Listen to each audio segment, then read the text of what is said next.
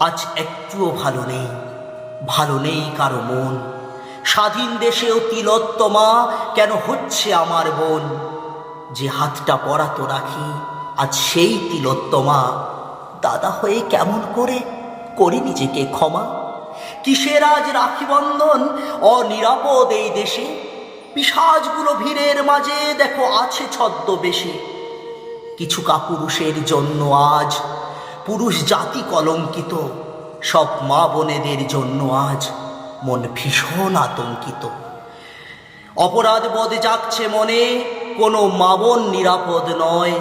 স্বাধীনতার এত বছর পরেও এ তো সমাজের পরাজয়।